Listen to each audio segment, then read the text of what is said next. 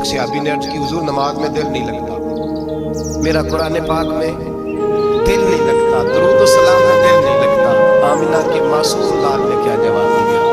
حضور نے فرمایا جا اپنی نظر جا کے پاک کر لے، اللہ کے نبی کا وعدہ ہے تیرا سجدے میں دل لگنے لگ جائے گا۔ جا اپنی آنکھ کو طہارت دے، وضو کرا، نظروں کو پاک کر، اللہ کے رسول کا وعدہ ہے تیرا قرآن پاک میں دل لگے گا۔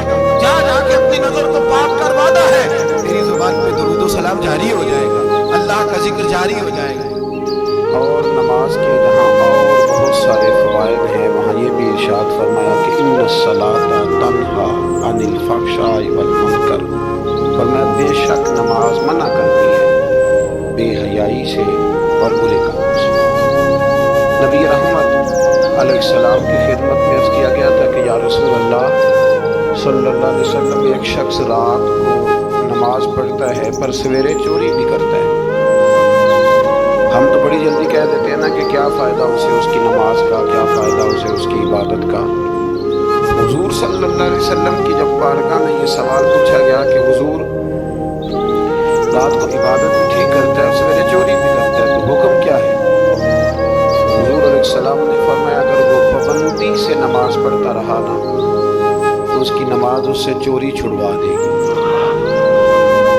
اس لیے کہ نماز بے حیائی اور برے کاموں سے روک دیتی ہے۔ اگر کوئی کمزوریاں ہیں انسانی تقاضوں کے تحت تو نماز کی پابندی کریں۔ اگر آپ نماز کے پابند ہو گئے نا، کچھ وقت لگے گا تو پھر وہ بھی ساری کمزوریاں اللہ دور فرما دیں۔ شرط یہ ہے کہ اس کو پابندی کے ساتھ پڑھتے رہیں۔ کچھ دوست کہتے ہیں نماز میں دل نہیں لگتا، تو میں نے کہا نہ بھی لگے تو پھر بھی پڑھیں۔ تو میرا سوال یہ ہے کہ ایک آدمی بالکل فارغ ہے، سوائے نماز کے، عبادت کے، سونے کھانے کے اسے کوئی کام نہیں، اور ایک شخص بیچارہ مزدور ہے، وہ ریڑھی لگاتا ہے، مثال دینے لگا ہوں، وہ ریڑھی لگاتا ہے، اس کے پاس دکان بھی نہیں ہے کہ وہ شٹر نیچے کرے یا تالا لگا کے چلا جائے۔ اب وہ نہ کسی کو کہہ کے آیا کہ یار ذرا 10 منٹ ٹھہرنا میں نماز پڑھ کے آیا، تو وہ چلا گیا، وہ بڑا بے چین ہے کہ میری پیچھے ریڑھی بھی ہے، وہ بندہ جلد باز نہ ہو جائے، وہ نکل نہ جائے، وہ میرے تھوڑا سا میرا راس ہے، 2-4 ہزار کا مال ہے، غریب آدمی، نماز بھی اس نے پڑھی، توجہ اس کے پیچھے لگی رہی۔ ایک بالکل فارغ تھا، کوئی مجبوری نہیں تھی، اس نے بھی نماز پڑھی۔ آپ یہ بتائیے کہ زیادہ ہمت کس نے کی؟ اس کا تو دل ہی نہیں لگا نماز میں، ریڑھی کی فکر تھی، لیکن ہمت زیادہ اس نے کی، اس لیے کہ اس کی مجبوری ہے، اس کے لیے آزمائش پیچھے کھڑی ہے، تیار ہے۔ دوائی کھانے میں دل لگتا ہے؟ کیوں کہتے ہو میں دل ہی نہیں لگ رہا آپ کا؟ خدا نہ خواستہ خاکم بدن اللہ سب کو معاف فرمائے، اگر بچے کا آپریشن کرانا پڑ جائے تو دل کرتا ہے؟ کیوں کراتے ہو؟ اس کے لیے ضروری ہے۔ تو بھائی یہ فلسفہ ہی غلط ہے کہ میرا دل نہیں لگتا تھا تو میں نے چھوڑ دی۔ دل تو کئی دفعہ انسان کا دکان پہ بھی نہیں لگتا، بیچ دو گے، نہیں دل کرتا کام پہ جانے کو تو ریزائن کر دو گے۔ تو یہ تو بالکل سرے سے بات ہی بڑی عجیب ہے۔ ہاں دل لگنا چاہیے، نماز سے دلچسپی ہونی، لیکن نہ بھی لگے تو ہم کو دل کے لیے نماز نہیں پڑھ رہے، رب کے لیے نماز پڑھ رہے ہیں۔ ہاں یہ بات سمجھ لی، نماز دل کے لیے نہیں، نماز وہ دیکھیں نا، ایک صاحب کہتے ہیں جی میں 5 نمازیں پڑھتا ہوں تو روزی میں برکت پھر نہیں ہوتی، تو میں کہتا ہوں وہ عبادت کرتے ہو کہ تجارت کرتے ہو؟ پیسے کمانے گئے تھے، پیسے کمانے گئے تھے کہ نماز پڑھنے گئے؟ تو نماز آپ کو بے حیائی اور برے کام سے روک دے گی، پر شرط یہ ہے کہ نماز کی پابندی کرے اور ہر وقت پڑھے اور تھوڑی صحیح کر کے پڑھے۔ مطلب نماز پڑھی جاتی ہے، اہتمام نہیں ہوتا، یعنی لوگ بھاگ کے وضو کرتے ہیں، فٹافٹ آتے ہیں، کوئی آج ہو گیا ہے بڑی، جو بندہ گاڑی بھگا کے لاہور پہنچنا چاہے تو وہ 15 منٹ جلدی پہنچ سکتا ہے، 1 گھنٹہ پہلے پہنچ سکتا، ممکن نہیں میرے عزیز، ہو نہیں سکتا۔ جلدی نماز پڑھنے سے آپ کیا کر لیں گے؟ صحیح کر کے پڑھیں، سوڑی کر کے پڑھیں، تسلی کے ساتھ پڑھیں، ٹھنڈے دل کے ساتھ پڑھیں، مطلب نماز پڑھیں تو پھر مزہ آئے۔ امام اعظم کا ایک پڑوسی ہے تو وہ کہتا ہے کہ امام صاحب نا گرمیوں کے دنوں میں نا چھت پہ چڑھتے تھے، کیونکہ میرے گھر میں عورتیں نہیں تھیں، مرد ہی تھے زیادہ، اور میرا ایک بچہ تھا چھوٹا۔ کہتے ہیں کہ وہ چھت پہ نماز پڑھا کرتے تھے تو وہ اتنی دیر تک کھڑے رہتے کہ لگتا کوئی ستون کھڑا ہے، رات کو ستون محسوس ہوتا، اتنی دیر تک وہ تلاوت کرتے اللہ کی بارگاہ میں کھڑے رہتے۔ फरमाते जब उनका इंतकाल हुआ तो मेरा बेटा कहने लगा कि अब्बा जी पड़ोसियों की छत पे जो खंबा था, जो सुतून था, वो कहाँ गया? तो कहता मैं रो पड़ा। मैंने कहा बेटा वो सुतून और खंबा नहीं था, वो तो अबू हनीफा था जो अपने रब के हुजूर खड़ा रहा करता। तो दिलचस्पी पैदा करें। अल्लाह ताला हमें रमज़ान के बाद भी पाबंदी सलात की तौफीक अता फरमाए। नमाज पढ़ी जाती है बस तो 5 वक्त अल्हम्दुलिल्लाह। जब जमात फर्ज हुई तो नबी पाक ने फरमाया लोगों को बुलाने कैसे है भाई, नमाज के लिए। एक सहाबी ने मशवरा दिया, या रसूल अल्लाह खुश्क घास आप ये अभी फसल आएगी मूंजी की, तो उसके साथ वो जो क्या पराली कहते हैं अपनी जुबान, वो जब खुश्क हो जाती है ना, उसको आग लगाए तो आग का लावा जरा ऊंचा जाता है, ऊंचा। सहाबा ने कहा या रसूल अल्लाह खुश्क आग को आग लगाएंगे छत पे रख के थोड़ी देर के लिए, और यूं कर कर जब वो उठेगी ना तो सारे मदीने में खबर हो जाएगी कि नमाज का वक्त हो गया। हुजूर ने बोला ठीक है। एक सहाबी कहने लगे या रसूल अल्लाह सल्लल्लाहु अलैहि वसल्लम ऊंचा तफ रख के जोर से 1-2 दफा बजाएंगे, लोगों को पता मुख्तलिफ बातें। अल्लाह के रसूल ने फरमाया जाओ सो जाओ, सवेरे आओगे फिर मशवरा करेंगे क्या करना। और मालिक भी देखे कितना करीब है, जो जमात का हुक्म भेज सकता है वो अजान का नहीं भेज सकता, लेकिन वो कहता है लोग कहीं मेरे मुस्तफा का दरवाजा छोड़ ना जाए। फरमाता जाओ मैंने नमाज फर्ज कर दी है, तरीका भी मेरा नबी बताएगा और अजान के सलीके भी मेरे मुस्तफा ही सिखाएगा। सवेरे से आप उठ के आए तो हज़रत उमर फारूक का हुजूर मैंने ख्वाब देखी है। हुजूर ने फरमाया तुमने भी देखी है और भी कईयों ने देखी है।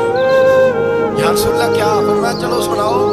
एक सहाबी उठे कहने लगे हुजूर मैंने ख्वाब देखी है कि मैं एक बंदा कानों में उंगलियां लेके खड़ा है और काबे की तरफ मुंह करके कह रहा है अल्लाहु अकबर अल्लाहु अकबर अशहदु अल्ला इलाहा इल्लल्लाह अशहदु अन्ना मुहम्मदर रसूलुल्लाह हय्या अलस सलाह हय्या अलल, और ये कलिमात पुकार रहा है। उसने बताया चल तू भी सुना। कहने लगा हुजूर सुनाना क्या है? यो जो इसने देखा वही मैंने देखा है। तीसरे से कहा तू भी सुना। कहा हुजूर जो इसने देखा है वही मैंने देखा है। चौथे से कहा हुजूर मैंने भी यही देखा है। फरमाया तुमने देखा नहीं, ये मेरे रब ने तुम्हें दिखाया है, ये अल्लाह ने तुम्हें दिखाया है। फरमाया अब आग जलेगी ना यहाँ कुछ और होगा, बल्कि मेरा बिलाल चुबारे पे चढ़ा करेगा, मीनारे पे खड़ा हुआ करेगा, अल्लाह का नाम भी पुकारेगा और मेरे तराने भी पढ़ा करेगा। अब अजान होगी और क़यामत तक अजान जारी। अजान किससे साबित हुई? सहाबा की ख्वाब से। कहाँ से आई सहाबा की? तो दीन में अगर ख्वाब कोई अहमियत नहीं रखता, इतना बड़ा काम ख्वाब किस लिए हो गया? तो मेरे भाई ख्वाब की हैसियत है, ख्वाब को समझे। मेरे नबी पाक गुलामों की ख्वाब में आते हैं हुजूर जलवे। और एक बात सुन ले, नबी पाक सल्लल्लाहु अलैहि वसल्लम ने फरमाया जिसने ख्वाब में मुझे देखा उसने मुझे ही देखा। शैतान ख्वाब में भी आके मेरी सूरत नहीं बना सकता। जिसने मुझे देखा उसने मुझे, और नबी पाक फरमाते हैं जिसने मुझे ख्वाब में देखा बड़ी जल्दी ज़ाहिरी तौर पे भी देखेगा। ज़ाहिरी मेरे हालात से किसी ने पूछ लिया का हुजूर ज़ाहिरी तौर पे कैसे देखेगा? आपने फरमाया पूछ लो उलमा से। का हुजूर आप बताएं। आप फरमाने लगे मुझे तो यूं लगता है जिसने ख्वाब में मुस्तफा को देखा, जब मरने का वक्त आएगा तो सामने रसूलुल्लाह का चेहरा आ जाएगा। उसकी थोड़ी तवज्जो हो, उसे नमाज पढ़ने का भी बड़ा ही मजा आता है। नबी करीम अलैहिस्सलाम फरमाते हैं, रब फरमाता है ये सूरह फातिहा मेरे और मेरे बंदे के दरमियान आधी आधी है, आधी मेरी है आधी मेरे बंदे की है। जब वो कहता है ना मालिक यौमिद्दीन, तो यहाँ तक वो मेरी तारीफ करता है।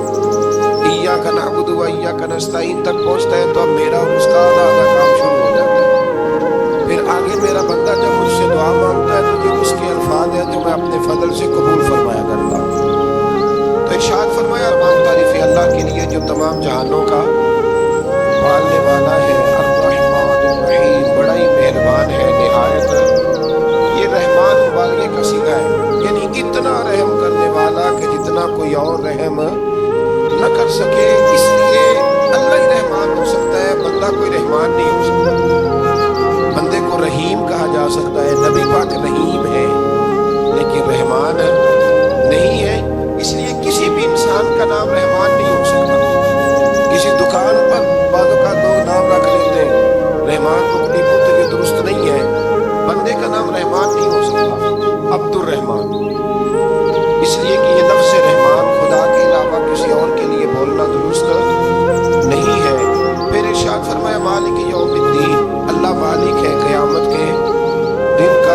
अल्लाह आज के दिन का मालिक भी तो तू ही है।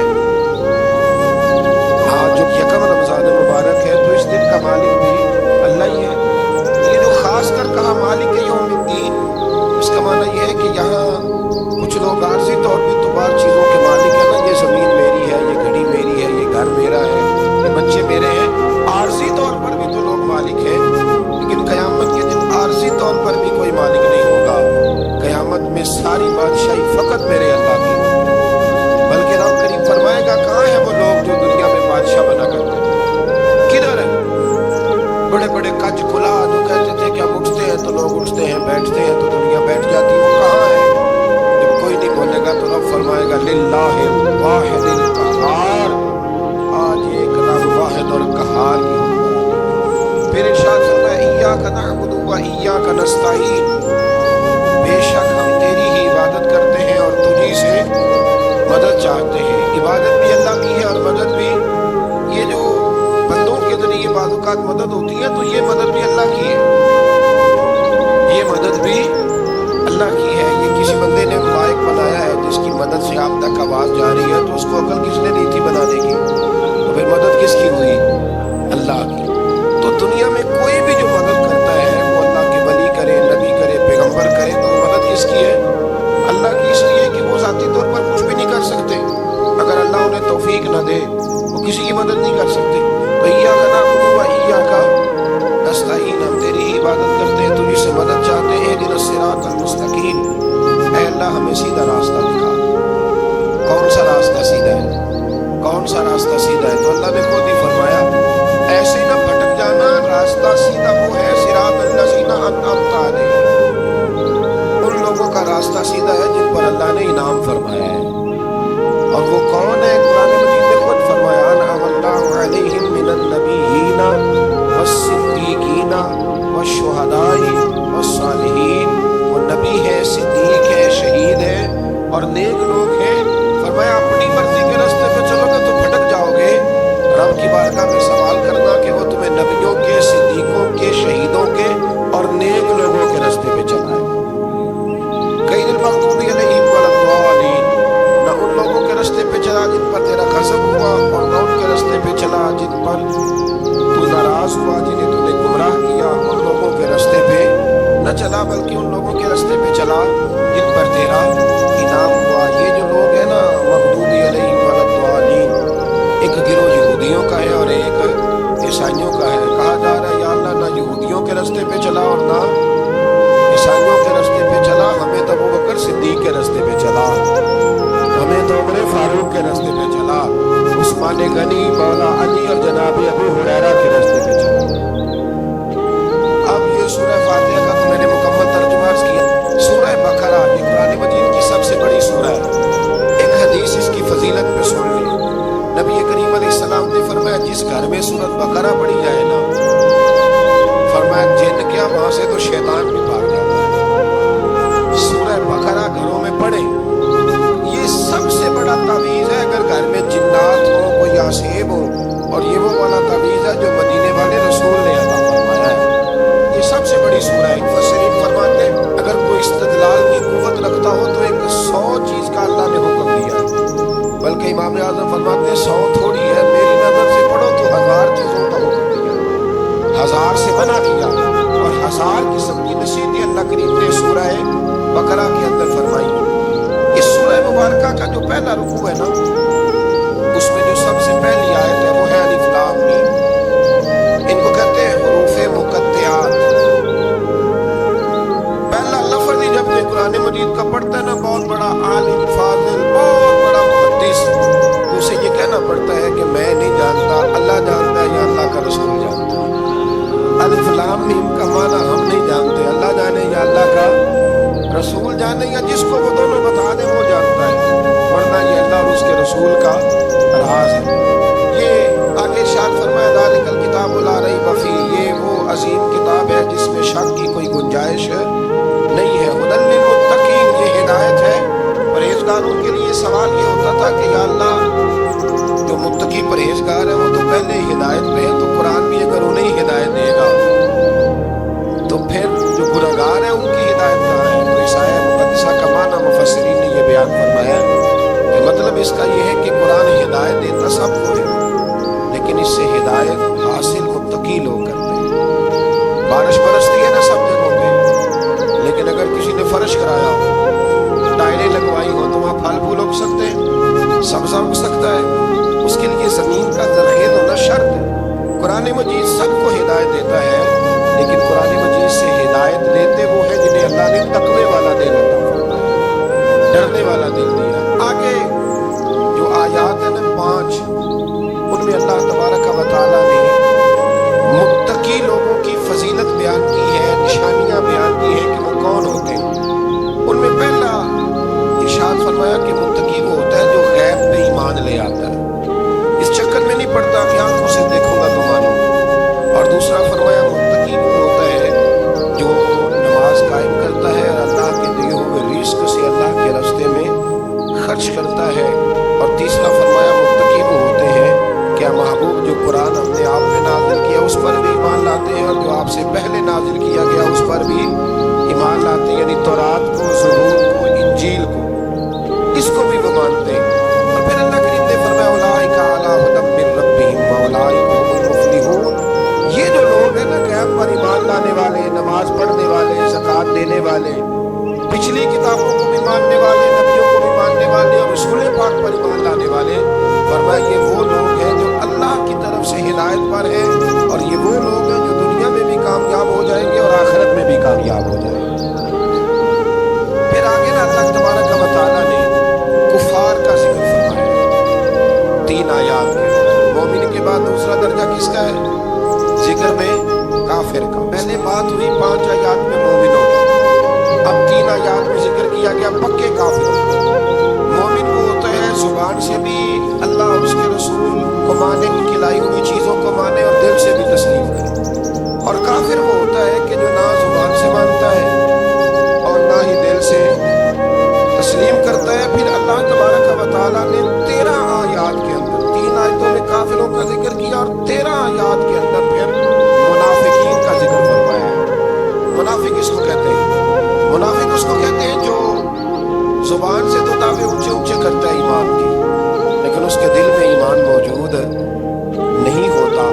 آپ حیران ہوں گے، یہیں پہ بات کو ذرا غور سے سمجھیں کہ مومنوں کا ذکر 5 آیات میں اور کفار کا 3 آیات میں، پکے کفار کا، اور منافقین کے لیے اللہ نے اگلے ہی رکوع میں 13 آیات بیان فرمائے۔ 13 یہ خطرناک گروہ ہے منافقین، یہ خوفناک لوگ ہیں، یہ وہ چھپی ہوئی بیماری ہے کہ جس کو پکڑنا تھوڑا مشکل ہے۔ کچھ بیماریوں کو ڈاکٹر کہتے ہیں یہ خاموش قاتل ہے، قتل کر دیتی ہے پر پتہ نہیں لگنے دیتی۔ اسی طرح منافقین کا ٹولہ ہے۔ قرآن مجید کہتا ہے ان منافقین کے بارے میں وَمِنَ النَّاسِ مَن يَقُولُ آمَنَّا بِاللَّهِ وَبِالْيَوْمِ الْآخِرِ وَمَا هُم بِمُؤْمِنِينَ۔ اے محبوب کچھ لوگ کہتے ہیں ہم اللہ اور آخرت پر ایمان لائے، لیکن وہ ایمان لانے والے نہیں ہیں۔ تو جب رب کہتا ہے نہیں ہے، آج کسی کو کہہ دیا جائے نا کہ بندہ جھوٹا کلمہ پڑھتا ہے، اس کی باتیں نہیں بتاتی، تو کہتے ہو آپ کلمہ گو کو برا کہہ رہے ہیں۔ تو یہاں تو اللہ ان کے کلمے کا بھی اعلان فرما رہا ہے اور ان کے نفاق کا بھی اعلان 13 آیات میں۔ اور رب فرماتا ہے یخادعون اللہ والذین آمنوا وما یخدعون الا انفسهم وما یشعرون۔ فرمایا وہ اللہ کو دھوکہ دینا چاہتے ہیں مومنوں کو، حالانکہ نہیں دھوکہ دیتے مگر اپنی ہی جانوں کو، انہیں شعور ہی نہیں۔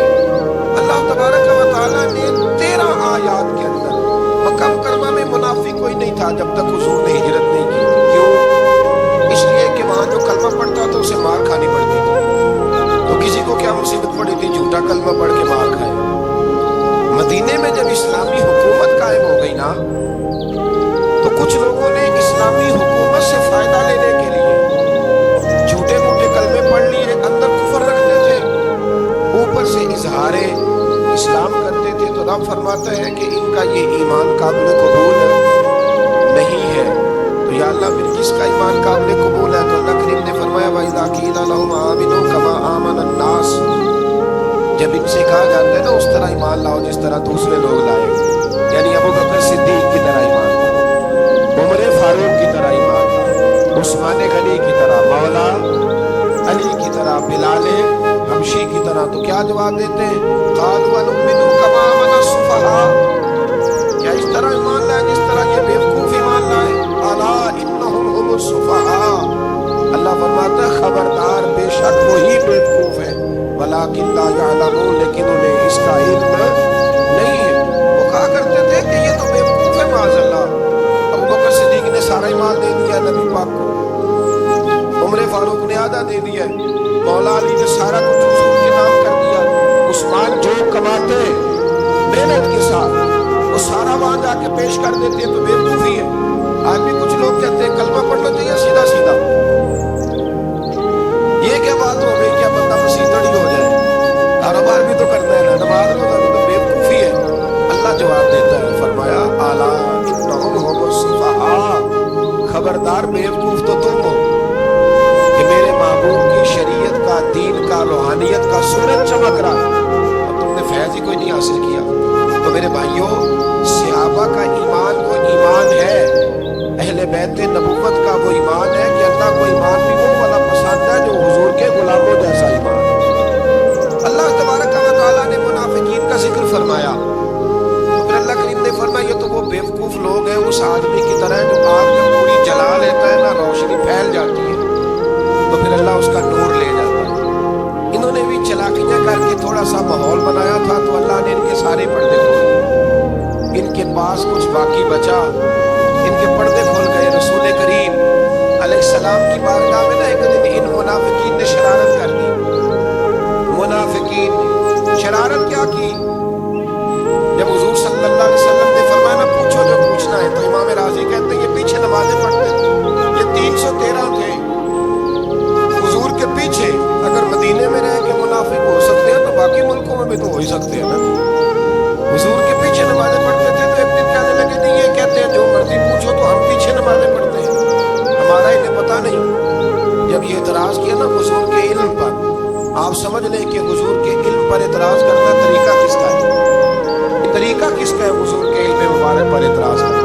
کہنے لگے پیچھے نمازیں پڑھتے ہیں، انہیں پتہ ہی نہیں۔ جب یہ کہا تو اللہ کے رسول نے نا جمعے والا دن تھا، حضور نے فرمایا میرے علم پر اعتراض کرتے ہو؟ 70 بندے نام لے کر اور بلدیتیں لے کر، بلکہ بہت سارے ایسے تھے جنہیں کنفرم ہو گیا کہ بلدیت اصل میں ہے کیا، انہیں طے ہو گیا۔ حضور کے بے ادب کے لیے یہ طے کرنا بھی مشکل ہوتا ہے نا، طے ہو گیا کہ بلدیت ہے کیا۔ 70 بندے نام لے کے حضور نے مسجد نبوی سے نکال دیا، فرمایا یا فلاں بن فلاں قم فاخرج فإنک منافق، او فلاں کے بیٹے فلاں کھڑا ہو جا، نکل جا تو منافق۔ حضور نے 70 بندے نکال دیے۔ اب 70 بندے اکٹھے گلی میں نکلے تو رش تو پڑ جاتا ہے نا۔ حضرت عمر فاروق لیٹ ہو گئے، جمعے میں آ رہے، ان کو جاتے ہوئے دیکھا تو عمر فاروق فرمانے لگے جمعہ ہو گیا ہے بھائی، 70 بندے نکل ہیں باہر، جمعہ ہو گیا ہے۔ تو ایک منافق کہنے لگا تھا کہ نہیں حضور نے نکال دیا، تو عبداللہ بن ابی سلول جو ان کا سربراہ تھا نا، وہ کہنے لگا چپ کر۔ حضرت عمر سے کہنے لگا ہاں جی ہو گیا۔ وہ بھی کہنے لگا تھا نہیں ہوا، ہمیں نکال دیا گیا۔ تو یہ سردار بولا کہنے لگا ہو گیا ہو گیا۔ حضرت عمر کہنے لگا چلو جمعہ ہو گیا تو جا کے اندر حضور کی زیارت ہی کر لیتا ہوں، لیٹ تو ہو ہی گیا ہوں۔ حضرت عمر اندر چلے گئے تو پیچھے سے وہ منافقین اپنے سردار سے کہنے لگے کہ 2 منٹ میں عمر کو پتہ چل جائے گا کہ تم نے جھوٹ بولا ہے۔ عمر کو جا کے پتہ چل جائے، کہنے لگا بڑے پاگل ہو، میں نے تمہاری جان بچائی ہے، نبی پاک نے تو مسجد سے نکالا ہے نا۔ عمر کو پتہ چل جاتا نا منافق ہے، تو ابو بکر بھی مسجد میں تھے، علی بھی مسجد میں تھے، عثمان بھی مسجد میں تھے، بچانے والا ہی کوئی نہیں تھا۔ عمر نے تلوار لے کے تو دنیا سے ہی نکال دینا تھا، تو میں نے جان بچائی ہے، آپ جائیں گے نا اندر تو حضور ٹھنڈا کر دیں گے، فرمائیں گے چلو میں نے نکال جو دی۔ یہ وہ منافقین کی جماعت ہے۔ دوسرے سے تیسرے رکوع میں نا اللہ تعالیٰ نے انسان کو یاد کرایا ہے کہ تو نے عبادت اپنے رب کی کرو، اور فرمایا رب تمہارا وہ ہے جس نے تمہارے لیے زمین کو فرش بنایا ہے، آسمان کو چھت بنایا، اور آسمان سے پانی برسا کے تو زمین سے پھل اگائے ہیں، رزق لکم، وہ بھی تیرے کھانے کے لیے اگائے ہیں۔ وہ جو آسمان سے بارش برسا کے زمین سے سبزہ اور پھل اگائے ہیں تو وہ بھی تیرے لیے۔ جب سارا کچھ تیرے لیے بنایا تو بھی تو عبادت کرنا اپنے رب کی، پھر کسی کو اس کا شریک अपना ठहरा, एक चैलेंज भी किया कुरान मजीद ने इस रुकू के अंदर। कहा करते थे मक्के के लोग कि आप कुरान मजीद की आज में नबी करीम अलैहिस्सलाम से कहा करते थे कि माज़अल्लाह खुद बनाते, बना के लाते। तो अल्लाह करीम ने फरमाया व इन कुंतुम फी रैबिन मिम्मा नज़्ज़लना अला अब्दिना फ़अतू बिसूरतिन मिन मिस्लिही, अगर तुम्हें शक हो ना इसमें जो हमने बंदा खास में नाजिल किया है, तो तुम भी इस जैसी एक सूरत बना के लाओ। पढ़े लिखे तो तुम भी हो ना, मक्के में तुम भी रहते हो, तो एक सूरत बना के लाओ। कुरान मजीद हमसे छीना गया है साजिश के तहत, इसलिए कि जिस कौम को कुरान आ जाता है ना, फिर कोई काफिर उसका मुकाबला नहीं कर सकता। लेकिन ना अगर काफिरों के पास जवाब होता कुरान पाक का, तो बदर और ओहद में ना कोई आयत बना के लाते कुरान के मुकाबले की, तलवारें लेके ना आते, उनके पास जवाब ही नहीं था। और कयामत तक किसी काफिर के पास कुरान मजीद का कोई जवाब, कुरान का कोई जवाब, कसम अल्लाह की जवाब कोई नहीं था, इसका कोई जवाब। क्या बात है कुरान पाक। वो एक दफा मुसलमान कज़्ज़ाब बेईमान कहने लगा मैंने बना लिया कुरान पाक का जवाब। माज़अल्लाह, जवाब क्या बनाया?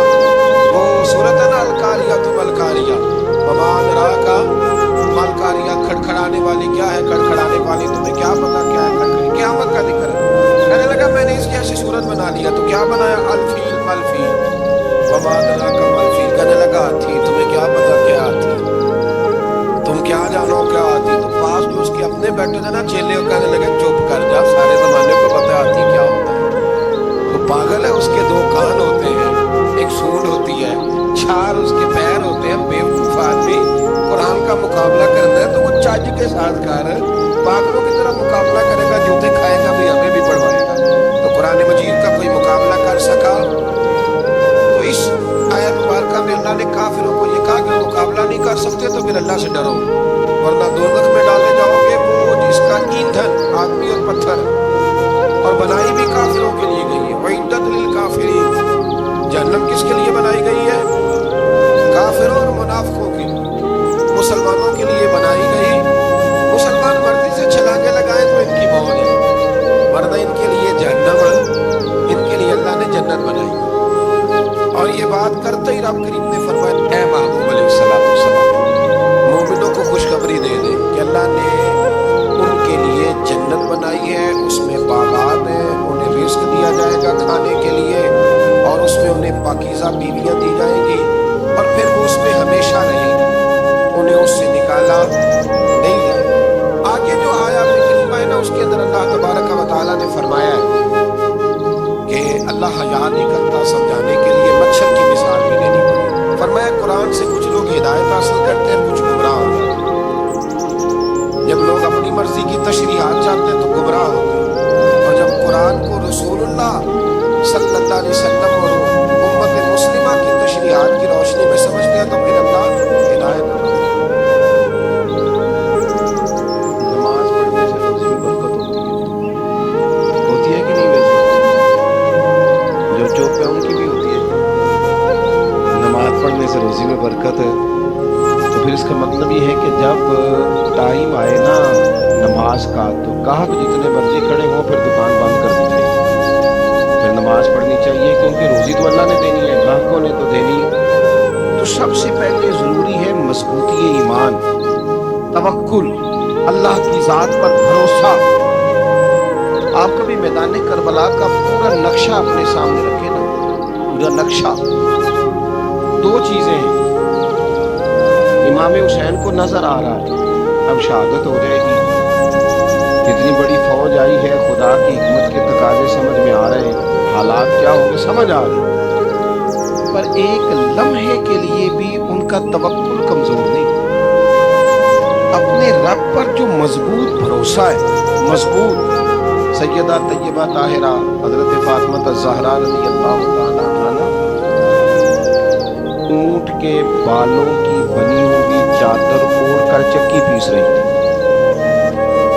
यहाँ बीबियाँ बड़ा रोती हैं, गरीबी बड़ी है, बड़ी गरीबी है। हालांकि अब कौन बंदा पेबंद वाले कपड़े पहनता है, दौर ही गुजर गया। अब तो बड़ी मुश्किल से वो लोग मिलते हैं जो जूता टूट जाए तो गांठ के पहने, वरना तो नए जूते आ जाते हैं।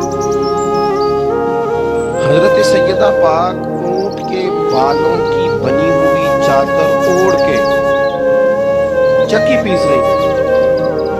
नबी पाक सल्लल्लाहु अलैहि वसल्लम ने देखा, आंखों में आंसू जरूर आए, पर महबूब ने फरमाया, फातिमा दुनिया में थोड़ी सी तकलीफ बर्दाश्त करो, क़यामत की सारी इज्जतें अल्लाह आपको ही अता फरमाएगा।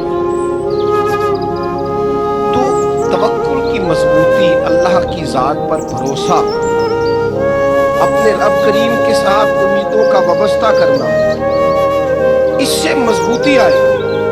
दूसरा फरमाया, वामिलु सालिहात, बेहतरीन अमल किया जाए जिंदगी में, नेक अमाल किए, वक्त जाया न किया, हर वक्त कोई ना कोई काम बंदा करता रहे। यहाँ बहुत सारे लोग हैं जिनको लोग नेक कहना शुरू कर देते हैं ना, वो समझ लेते हैं शायद हम सच्ची मुची नेक हैं। लोग जो कहते हैं हज़रत साहब की बला, पीर साहब की बला, मैं ये तालिब इल्मों को, दोस्तों को, बल्कि अपने आप को भी कई दफ़ा कहता रहता हूँ, अपने आप को समझाता हूँ कि ये लोग तुझे कह रहे हैं हज़रत साहब कि तो रात को तो अपने आप से पूछना, अपने रब से पूछ, कभी मौका मिले तो अपनी गिरेबान में झांक, गौर करके तेरी कैफियत क्या है, तन्हाई में तेरा दिल अल्लाह से जुड़ता है कि नहीं, इबादत में दिल लगता है कि नहीं, खुदा का खौफ दिल में रहता है कि नहीं, गरीब की मोहब्बत, अजीजों कुर्बत वालों का एहसास तबीयत में मौजूद रहता है कि नहीं। इससे तो मेरा मतलब है, लोग कह देते हैं हाजी साहब आप बड़े सखी हैं, तो इससे तो बिना बंदे सखी हो, सखी तो तब होना है जब अल्लाह की बारगाह में मकबूल हो। आमाले सालेहा, नेक काम, और वो करता रहे बंदा, कोई भी काम उसे नेकी का मिल जाए ना। देखो नबी पाक सल्लल्लाहु ताला अलैहि वसल्लम ने फरमाया, नेकी को कभी हकीर नहीं समझना, कभी हिकारत से नहीं नेकी करनी कि ये बड़ी छोटी है तो मैं इसको करूँगा। फरमाया कभी हकीर ना समझना, नेकी का काम जो भी मिले कर देना। फरमाया अगर भाई से मुस्कुरा के मिलोगे भी ना तो इस पर भी अल्लाह तुम्हें सदके का सवाब अता करेगा। हम तो उस दिन से के मानने वाले हैं जो कहते हैं तू गली से रोड़ा उठा दे, कांटा उठा दे, किसी की तकलीफ दूर कर, किसी पर गुंजाइश कर, किसी के लिए आसानी कर, जो भी खैर का काम मुयस्सर आए पूरे दिन में उसे छोड़े नहीं। सुबह घर से निकले, वो एक सहाबी थे, गालिबन ताबी थे, तो बाजार जाते अपने गुलाम के साथ तो सारा बाजार घूम के वापस आ गए। खादिम ने कहा जनाब को ना कोई खरीदा ना कुछ बेचा, तो आप सारा बाजार घूम के आ गए। फरमाने लगे तेरा क्या ख्याल है, मैंने कुछ भी नहीं किया। जनाब फिर क्या किया है? फरमाने लगे तुमने देखा जो बंदा भी गुजरा मैंने उसको कहा अस्सलाम वालेकुम, तो कितनी को नेकियां मैं जमा करके आ गया हूँ। कोई खैर जो मुयस्सर है, हम समझते हैं कि शायद वो करोड़ को रुपया होगा तो पूरी मस्जिद बनाऊंगा तो फिर मैंने नेकी कर दी, शायद जनाब मैं, हालांकि ये छोटे छोटे काम है ना, छोटे छोटे काम, इनसे तो इनकी तो ज्यादा जरूरत होती है, इनकी तो ज्यादा हाजत होती है। कोई आप रास्ते में गुजर रहे हैं तो नीचे कोई खड्डा बना हुआ है, उस पर हम क्या करते हैं गाड़ी में बैठ के तबसरा करते हैं, ऐ रोड खोले कदों बनना, तो ये खड्डा है ना, तो आप नीचे उतरे ना, तो आप धाबड़ा लेना, कई पकड़े ना, ये तो 5 मिनट का काम है, यहाँ आसानी कर देना, आप इसमें गुंजाइश कर दें। हुजूर सैयद आलम अलैहिस्सलाम ने फरमाया, इमाम राजी ने हदीस लिखी है, क़यामत के दिन एक बंदे को अल्लाह माफ़ करेगा तो मालिक वो बंदा अर्ज करेगा, या अल्लाह मैं तो बड़ा गुनहगार हूँ, किस वजह से माफ़ी हुई? फरमाया रात के वक्त तू गुजर रहा था, तेरे पैर से रोड़ा टकराया था, तूने उठाया इधर उधर देख के कि कोई अल्लाह के किसी बंदे को तकलीफ ना हो जाए। का मालिक को तो मैंने ज़माना बीत गया, कोई इतनी बड़ी बात भी नहीं समझी। तो रब करीम ने फरमाया तो रात के अंधेरों में भी मेरे बंदों का ख्याल रखता था तो मैं तेरा ख्याल ना करूँ? कोई अमल हमारे यहाँ लोग कोई काम नहीं करते, बिल्कुल नहीं, कोई काम नहीं, ना बड़े ना छोटे ना समझदार ना अनपढ़, कुछ भी नहीं। नशिस्तन गुफ्तन बरखास्तन, बैठो राज के गप्पे मारो, तब से करो फलाना कुछ नहीं कर रहा, फलाना कुछ नहीं कर रहा, उसके बाद उठ के चले जाओ। कुछ करें, आमिलुस सालिहात, नेकियां जमा करें जिंदगी में, खजाना बनाए, खजाना, अपनी ड्यूटियां अपनी जिम्मेदारियां पूरी करें, हर वक्त काम, हर वक्त जिम्मेदारी, हर वक्त ड्यूटी। देखिए ना इमाम مطالعہ کریں. فرض نماز کے علاوہ 100 رکعت نماز نفل روز پڑھیں. پتہ کرنا ہے غریب کہاں کہاں ہیں، ان کا خیال رکھنا ہے. اور نیرے پیسے نہیں دینے. ہمارے لوگ غریبوں کو پیسے ضرور دیتے ہیں، عزت نہیں دیتے. ان کو 4 پیسے کی مدد ضرور کر دیتے ہیں، پر عزت نفس کا خیال نہیں رکھتے.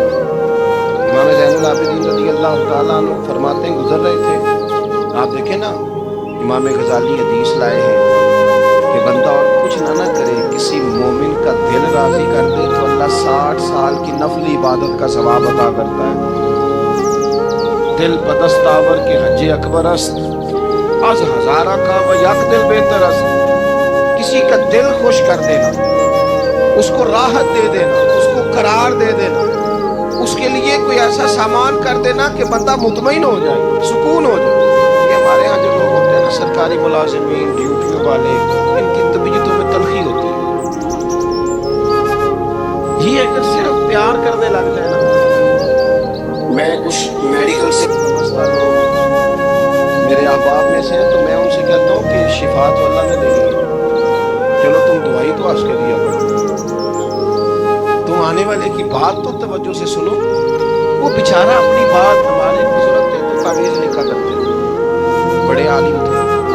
مجھے کچھ تھوڑی سی نا میرے دل میں ان کے بارے میں خفگی رہتی تھی کہ آپ اتنے بڑے عالم ہیں، آپ کتاب لکھیں، آپ تعویذ لکھ رہے ہیں، اور پھر لوگوں نے کمائی کرنی ہوتی ہے، آپ تو مفت دیتے ہیں سارا کچھ. اتنی لمبی ڈیوٹی، سارا دن بیٹھے رہتے ہیں، آپ لکھتے تعویذ ہیں، پڑھائیں آپ. میں نے ایک دن ان سے گزارش کی، میں نے کہا شیخ آپ بڑے عالم ہیں، جن لوگوں کو اللہ نے رسوخ فی العلم عطا فرمایا ہوتا ہے ان میں سے آپ، اللہ نے آپ کو پختگی دی ہے علم میں، شعوری عالم ہے آپ، سارا دن تعویذ. فرمانے لگے یار میں تعویذ نہیں لکھتا. اصل مسئلہ یہ ہے کہ جو تعویذ لینے آتا ہے وہ اپنا سارا دکھ سناتا ہے. تو میں تعویذ نہیں لکھتا، میں نا بس لوگوں کے کلیجے ٹھنڈے کرتا ہوں. میں کسی کا، اب تو بچوں کے پاس ٹائم ہی نہیں، وہ تو ابا کا دکھ نہیں سنتے. بالکل وہ تو ڈھونڈتے ہیں کوئی کونا ملے تو جا کے موبائل دیکھیں، تو بیٹھتے ہی اماں کہہ رہی ہوتی ہے کہ پتر کو 10 منٹ میرے پاس بھی بیٹھا تھا، لیکن پتر مصروف پڑے، ویڈیو چڑھانی ہے اس نے، ٹک ٹاک بنانا ہے اس نے نئی تصویر چڑھانی. ہم الجھ گئے. یہ چیزیں انسان کو نفسیاتی طور پر کمزور کر دیتی ہیں. جو لوگ زیادہ یہ کام کرتے ہیں ان کے حافظے کمزور ہو جاتے ہیں، وہ الجھ جاتے ہیں، انہیں پتہ نہیں ہوتا رات میں نے کیا کہا تھا، صبح میں کیا کہا تھا. ہر وقت نہیں، ضرورت کے وقت، ہر ٹائم نہیں، مخصوص اوقات. حضرت امام زین العابدین رضی اللہ تعالیٰ عنہ فرمانے لگے، ہم گزر رہے تھے، امام حسین ساتھ تھے،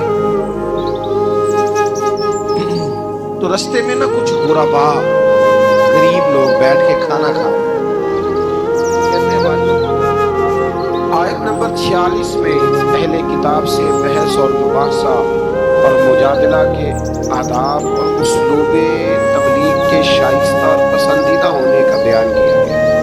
جب آپ تبلیغ کریں تو آپ کے جملے بڑے شستہ ہونے چاہیے، صاف ستھری بات آپ کریں. قرآن مجید نے کہا نا ادعو الی سبیل ربک بالحکمہ والموعظۃ الحسنہ، لوگوں کو اللہ کی طرف بلاؤ تو خوبصورت نصیحت کے ساتھ، حکمت کے ساتھ اور اچھے انداز میں.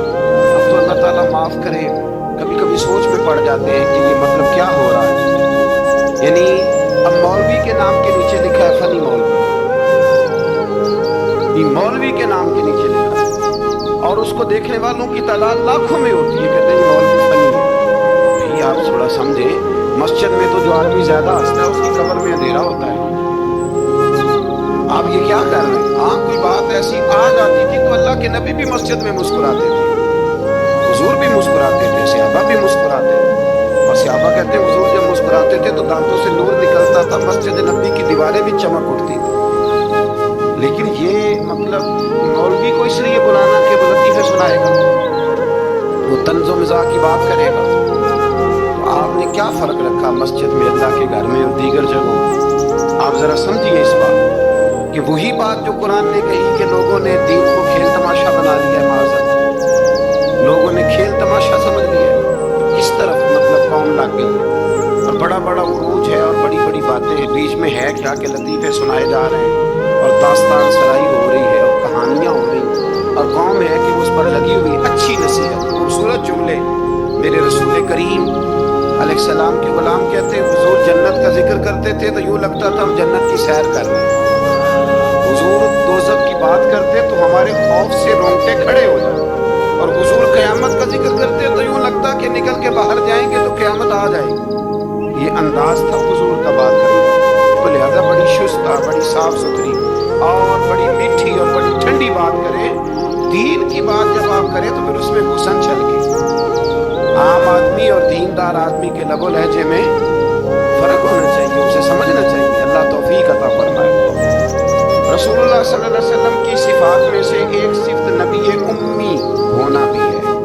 امی کا معنی اعلیٰ حضرت نے فرمایا بے پڑھا ہوا، جس نے دنیا میں کسی سے پڑھا نہ ہو، یعنی آپ نے رسمی طور پر لکھنا پڑھنا نہیں سیکھا۔ اس میں بھی اللہ تعالیٰ کی بے پناہ حکمت ہے کہ حضور نے دنیا میں آ کے پڑھنا لکھنا نہیں سیکھا۔ آیت نمبر 48 میں فرمایا کہ آپ نزول قرآن سے پہلے کوئی کتاب نہیں پڑھتے تھے۔ یہ بڑی انوکھی بات کا ذرا سمجھیے گا، یہ بھی میرے نبی کی شان ہے۔